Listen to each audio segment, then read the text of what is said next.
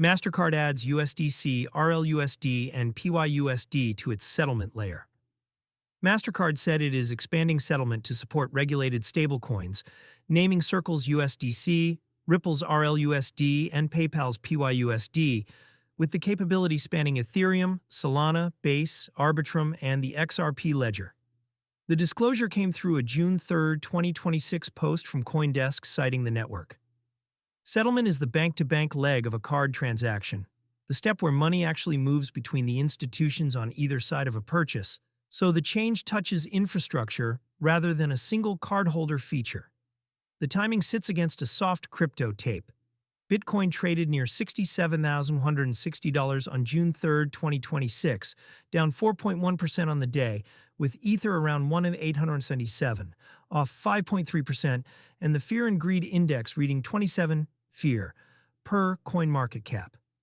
Network-level plumbing announcements tend to move on their own clock, detached from spot prices, and this one is no exception. Settlement is the layer that was missing. Most existing crypto cards already convert a user's balance to fiat somewhere in the flow. A stablecoin balance gets sold for dollars, the dollars clear through the card network, and the merchant gets paid in local currency. Mastercard supporting USDC, RLUSD, and PYUSD at the settlement layer means an issuer or acquiring bank can hold and move value in those stablecoins between institutions, rather than forcing every leg back into traditional fiat rails first. That is a different claim from "you can spend stablecoins," which has been true for years. The plumbing change is about what the banks behind the card settle in. For a Mastercard network crypto card, fewer conversion hops in the back office can mean tighter spreads and faster settlement windows, though none of that is guaranteed until issuers actually wire it up. 3 issuers, 5 chains. The choice of stablecoins is deliberate. USDC and PYUSD are dollar tokens from Circle and PayPal, both operating under disclosure regimes that regulators have grown comfortable citing. RLUSD is Ripple's dollar stablecoin, and its inclusion alongside the XRP ledger as a supported chain gives that ecosystem a settlement role it has been chasing. 5 chains is a wide net for a card network. Ethereum and its base, and Arbitrum Layer 2s, plus Solana and the XRP ledger.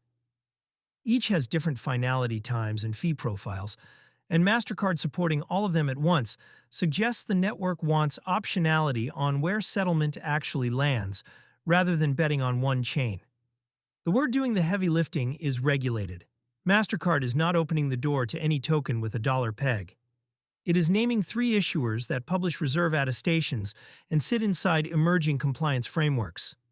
That filter matters for which stablecoins survive on card rails as supervision tightens. A wave, not a one-off. This lands in a busy stretch for payment infrastructure. SWIFT recently moved to launch instant cross-border payments with more than 50 banks.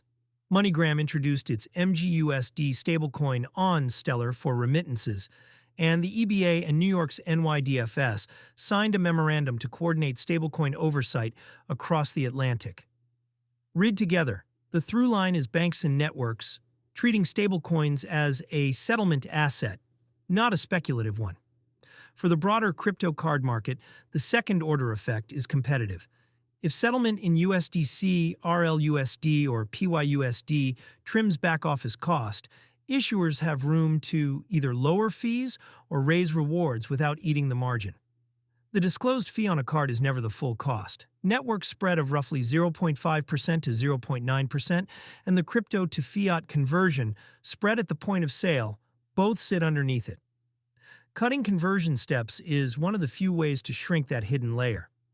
There are caveats worth keeping. A network enabling a capability is not the same as issuers shipping it, and the announcement as reported is light on rollout dates, supported corridors, and which acquiring banks go first. None of those details were in the initial post, and we will hold judgment on scale until they appear.